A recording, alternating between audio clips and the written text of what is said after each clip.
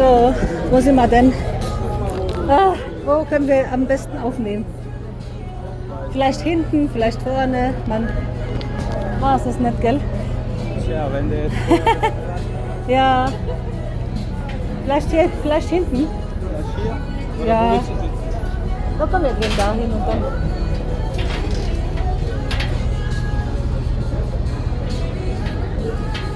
Probieren wir mal unser Glück. Ja, da kannst du wenigstens drauf. Ja, genau, zur Not kann ich ein bisschen aufstehen oder so. Okay. Aber der ist auch goldig, wenn wir den nicht zufällig getroffen hätten. Ist der hä? Wobei der hat ja gesagt, er holt Tickets. Ja.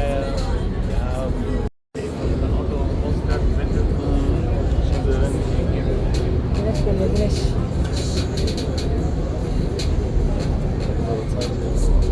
Dann macht er ja lange.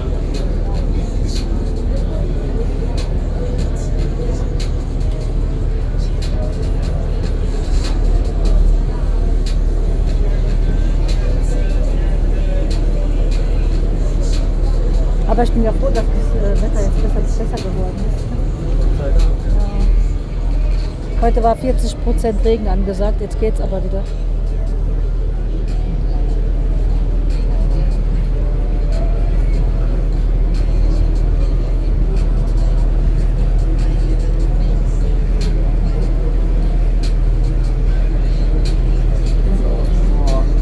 So sind die ganzen Yachten. Schlimm? Oder Polizei. Was schon.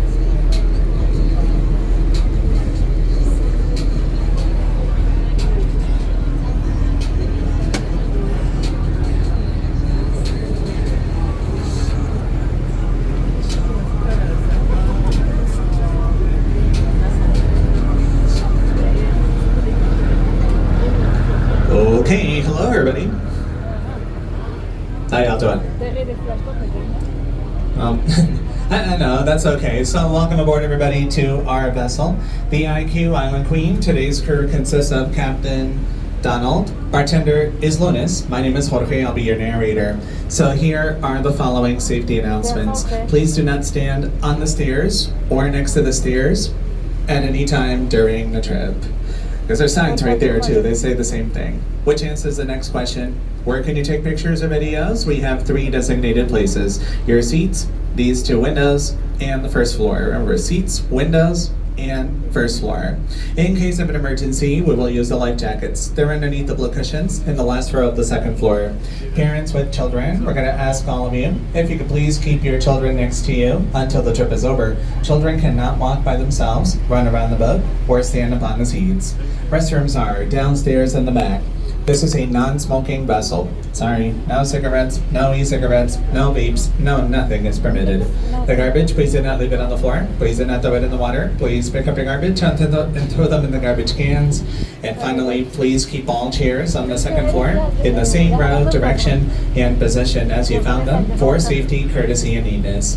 Other than that, relax and have a good time. We'll be on our way. So we hope you enjoy our trip, Title Millionaires Row. There's history, there's mansions, there's places, there's so much to talk about and see. And a lot of interesting facts. And one of them is, did you know that 70% of the population in Miami is Spanish speaking? So that makes us a bilingual city, like Montreal. In fact, that's why people from Spanish-speaking countries come to Miami on vacation. So, since we're in Miami, and yes, we have to do the trip in English and Spanish all the time, it's a Miami thing. Plus, that's all I speak. Switcheroo. Bienvenidos a nuestros pasajeros de habla hispana, a nuestro barco, el Island Queen. La tripulación de hoy consiste del capitán Donald, bartender es Lunes. Yo me llamo Jorge y no solo soy el narrador, soy el único empleado en el barco que habla o entiende español, así que se salvaron. Y estas son las indicaciones de seguridad de la embarcación. ¿A dónde se puede tomar? De la última fila del segundo piso. Abajo en la parte de atrás están los baños. Aquí está prohibido fumar. Nada de cigarrillos, ni cigarrillos electrónicos, ni vapes, ni nada de nada son permitidos. La basura, por favor no la dejen en el piso y no la tiren al agua. Por favor recojan su basura y echarlos en los recipientes de basura. Y finalmente, por ser... So, let's get started. Vamos a comenzar. But I'm actually going to do one little change. And that's what we're supposed to do the trip just in English and Spanish, because after all, that's all we speak and it's company policy. But we do have somebody next to me that speaks German. I know we have some Spanish speakers, as we always do. So I'll try to include it this time. We're supposed to do it just 2. Well, this time we'll do it 3. Bueno, vamos a hacer un cambio importante. Lo que pasa es que siempre tenemos que hacer el viaje en inglés y en español, son las reglas de la compañía, pero habiendo tanto pasajero de habla alemana, y como no hablo ni papa, pero aquí hay alguien que lo habla, y como casi todos aquí son de Alemania, pues vamos a añadirle un tercer idioma para beneficio de todos. So, we'll make it work. On your left, where the first port used to be, now we have a white circular building, the Causeways Center, home to our local basketball team, the Miami Heat. An der linken Seite seht ihr die Triple A Arena, das ist von der Miami Heat, unser Basketballteam. Now heißt es Causeways Stadium. Sehr gut. Und nochmal für die Rettungswesten, die sind im ersten Stock und im zweiten Stock sind genug Rettungswesten, aber bitte nicht rauchen auf den kompletten Boden und keine E-Zigaretten. Auch bitte nicht an den Treppen stehen. Wenn ihr Bilder machen wollt, kurz aufstehen, Bilder machen, wieder hinsetzen. Nicht an den Treppen stehen, dass ihr runterfallt und hier Unfälle passieren. Die wollen sich hier alle absichern, auch wegen dem Verklagen. Just one more time, please. Do not stand by the stairs. Please, nicht bei den Treppen stehen. Please, nicht bei den Treppen stehen. Okay. Bueno, aquí a la izquierda, donde estaba el primer puerto de la ciudad, hoy tenemos un edificio blanco circular, el Causeways Center, casa de nuestro equipo de baloncesto local, los Miami Heat. On your right, 3 islands were built. Sam's Dodge and Women's Island in 1965, and Anna Bibilti Dante Pascal Port of Miami. Later the islands were filled in. Now it's Dodge Island, which is 3 miles long. So this is the world's busiest passenger port. Last year, 6 million passengers went through our port. Many of the world's most important cruise ship companies are headquartered in Miami and leave out of our port. In fact, we are also home to the world's largest cruise ship, the Icon of the Seas from Royal Caribbean.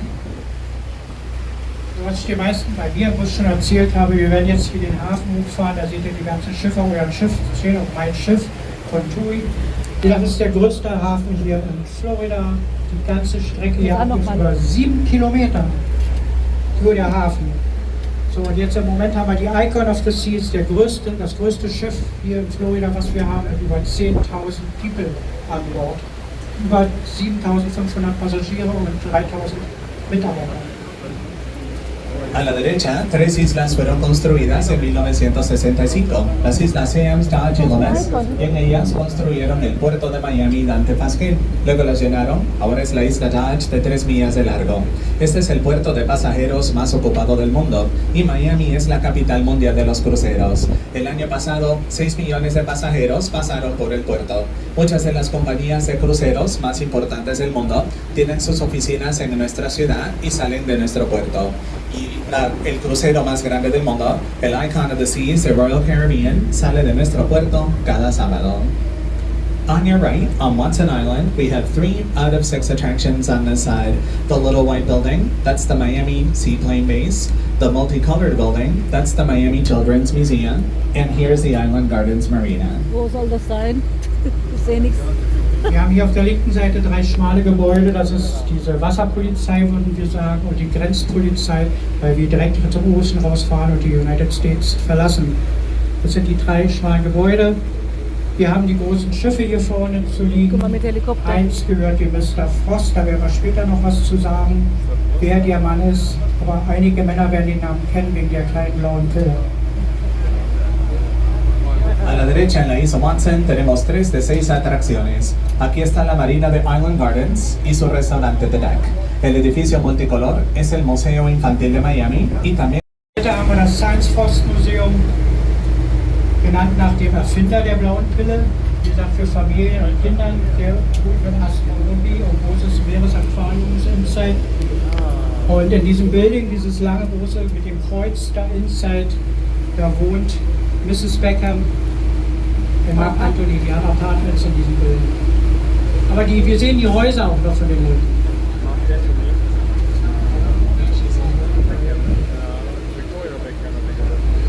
Bueno, a la izquierda hay dos museos en el Parque Maurice Rey. Está el Museo de Arte Moderno Jorge Pérez y el Museo de Ciencia Paul Prost. After the bridge, there's two beautiful theaters. This is the Adrian Arch Performing Arts Center.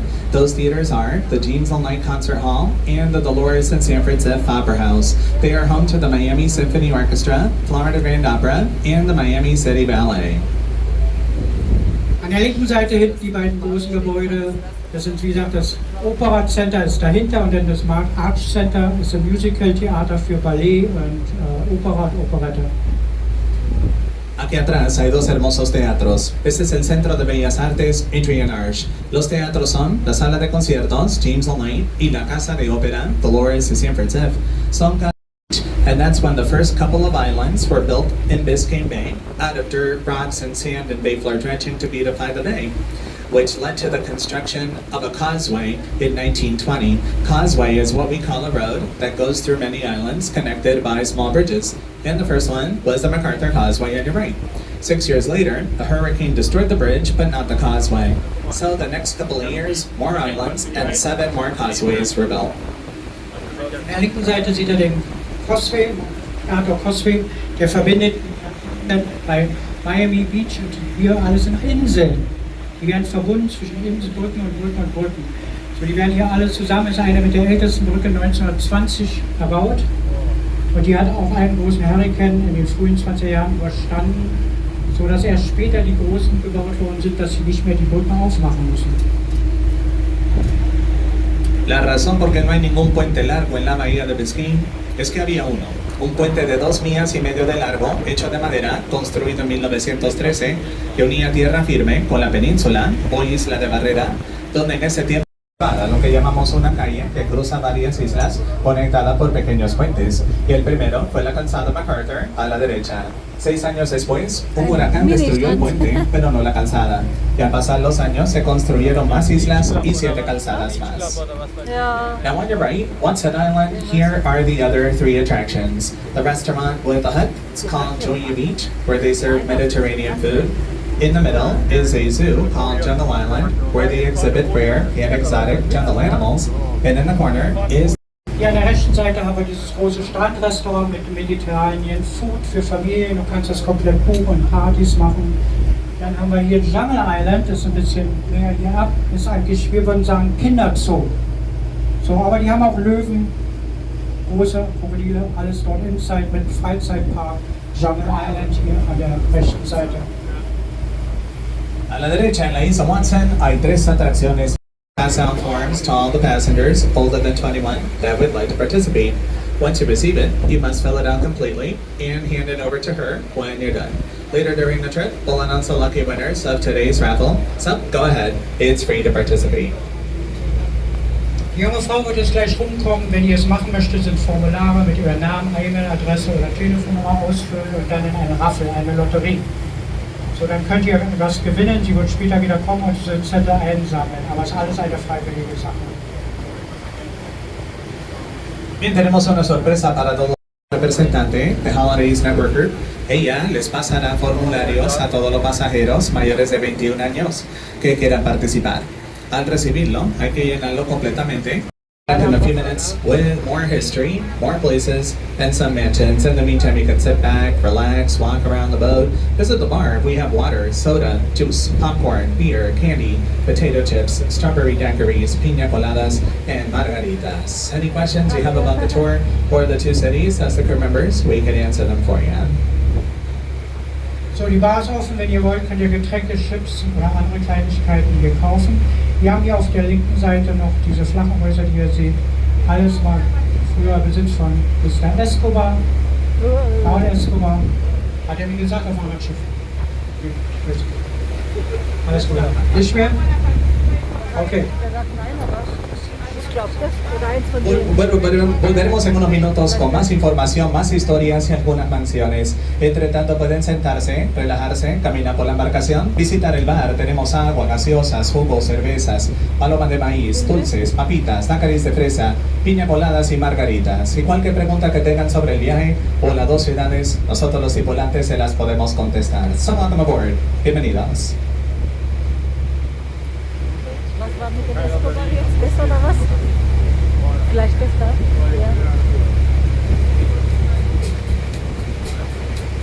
Jetzt kommt mal die. Ja,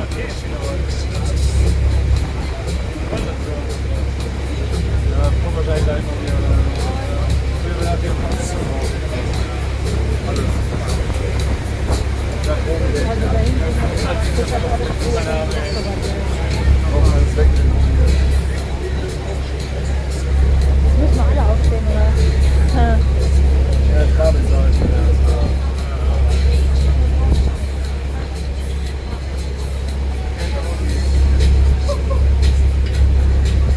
Von wem gehört heute? Wenn es heute gehört, weiß man nicht. Wenn du früher den gehört hast, Früher, ja. Ja.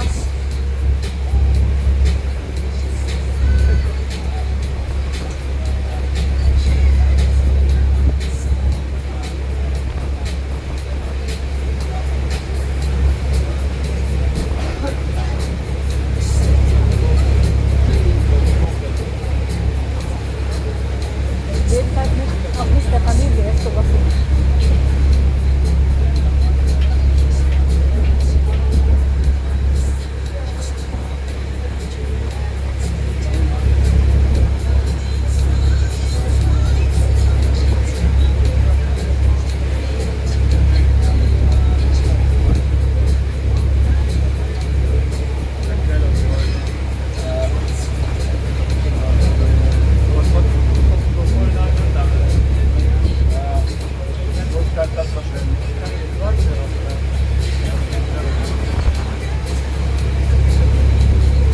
Just one safety, ladies and gentlemen. Please do not stand on the stairs or next to the stairs. Please keep in mind, we do have 3 designated places for taking pictures. Your seats, these 2 windows, and the first floor. Thank you. Bitte nicht bei den Treppen stehen. Wir haben gemacht, wo ihr Bilder machen könnt, hier vorne oder hinten, aber nicht bei den Treppen. Man sieht ja auch so Sonst viel, besteht die wenn man Gefahr, wenn das Schiff schaukelt und einer fällt die Treppe runter. Wir haben bloß Angst, dass wir verklagt werden.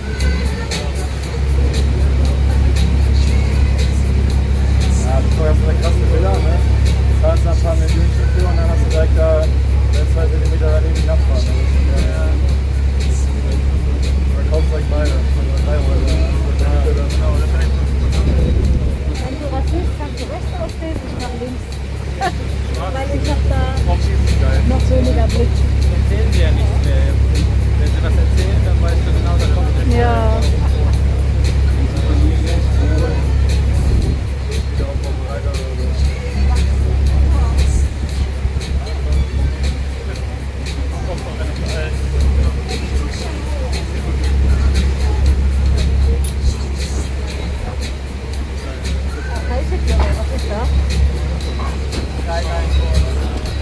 Ach so, aber die haben wir jetzt schon ein paar Mal, oder?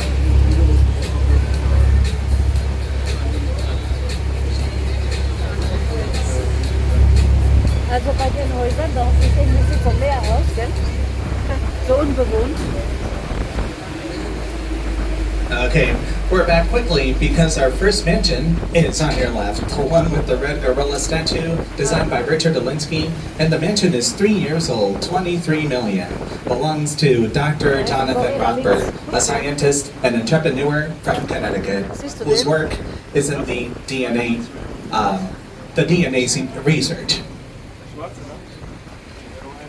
Der rote Gorilla. So, diese weiße Villa hier auf der rechten Seite oder linken Seite für euch gehört einem Doktor, der einen großen Pharmakonzern leitet. Und die hat mal 23 Million Dollar gekostet. Bueno, estamos de vuelta rápido, porque la primera mansión está a la izquierda, la de la estatua del gorila rojo, diseñada por Richard Delinsky. La mansión tiene 3 años, 23 millones, le pertenece al doctor Jonathan Rothberg, un científico y empresario cuyo trabajo se ha enfocado en los estudios de ADN. Wenn ich so sitze, sitzt du was? Ja? Da ist der rote Gorilla, sicher. Ich habe ihn auf jeden Fall aufgenommen. In der Ecke.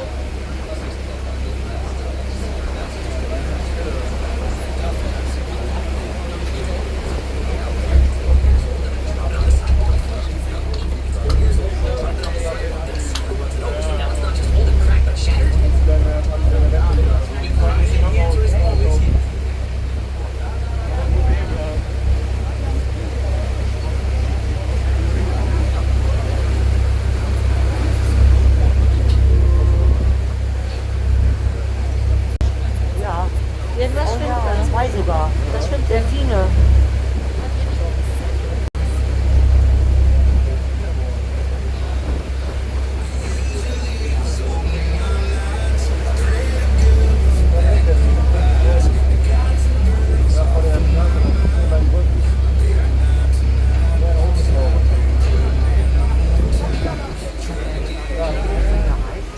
Okay, here's another mansion on your left. White square mansion, white and blue boat, palm trees and bushes in front, belongs to Mexican singer Paulina Rubio. Das Haus hier an der linken Seite gehört einer mexikanischen, sehr bekannten Sängerin Paulina Rubio. A la izquierda hay una mansión blanca cuadrada, barco azul y blanco y palmeras y arbustos por delante. Le pertenece a la cantante mexicana Paulina Rubio. Did you know that Miami, Florida is the only major U.S. city founded by a woman? Her name was Julia Tuttle. She was a widowed farmer from Cleveland who lived north of the Miami River. At that same time, in 1891, Henry Flagler, one of the owners of the Standard Oil Company, was building Florida's first major railroad system, the Florida East Coast Railway, and he was building towns, cities, and hotels along the way.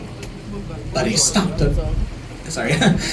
the construction short in the city of West Palm Beach because it was so cold up there that their main product of income, Florida's most famous fruit, the oranges, they all froze, causing an economic stall. That cold didn't reach here, so Julia's oranges were spared, and that's why she sent Flagler a branch from an orange grove tree with orange blossoms. He brought the line, and on July 28, 1896, the city of Miami was founded. Ja, die Erfinder oder die Gründer hier von Miami, der Stadt Miami ist Mrs. Tuttle und Flagler. Mr. Flagler, die haben diese Stadt hier aufgebaut und Mr. Flagler war der Erste, der eine Zugverbindung bis nach Key West runtergebaut hat, die auch bei einem großen Hurrikan zerstört worden ist und nie wieder aufgebaut worden war. Das war die erste Eisenbahn. Und die haben diese Stadt aufgebildet, wie gesagt, für die Miami, das City Miami ist dann daraus gewachsen und groß geworden und die Stadt Miami ist gewachsen. ¿Sabían que Miami, Florida es la única ciudad grande en los Estados Unidos fundada por una mujer? Sí, ella se llamó Julia Tuttle. Ella era una granjera viuda de Cleveland que vivía al norte del río de Miami. Esto fue en 1891. Al mismo tiempo, su amigo Henry Flagler, uno de los dueños de la compañía petrolera Standard Oil, se puso a construir la primera línea de ferrocarriles del estado, el Florida East Coast Railway, y a su vez construía pueblos, ciudades y hoteles en el camino. Pero paró la construcción de la línea en la ciudad de West Palm Beach porque hacía tanto frío que el producto de mayor ingreso, la fruta más famosa del estado, las naranjas, se congelaron. Y aquí no tocó ese frío, así que Julia le mandó a Flagler una rama de un árbol de naranjas con flores de naranjas. Él trajo la línea y el 28 de julio de 1896 la ciudad de Miami fue fundada. And speaking of Henry Flagler, the island and monument to your left were built in dedication to him. Die Insel, die jetzt hier kommt auf der linken Seite, ist eine Erinnerung oder Widmung für Mr. Flagler, der diese gemacht hat und diesen Gedenkstein aufgebaut hat und wird noch als Erinnerung für heute an diesen Mann genutzt. Eins habe ich noch vergessen, diese Orangen, die dieses Turtle gezüchtet hat in Palm Beach. Das waren die ersten Orangen hier in Florida und die sind in Palm Beach alle erfroren. Das waren die ersten Orangen, die hier gezüchtet worden sind. Nun ist Florida eins mit der größten Orangenfarms. Y hablando de Henry Flagler, la isla y el monumento al lado izquierdo fueron construidos en dedicación a él.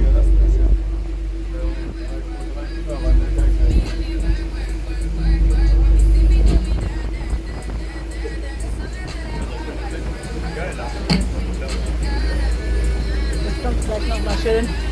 Besser?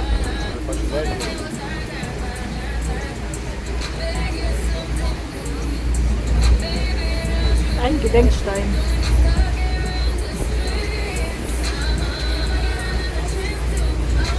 Die Decken mal eben locker chillig aus, ne? Da kommt nochmal schön Sachen da. Oder so ein Schlauchhof angemacht.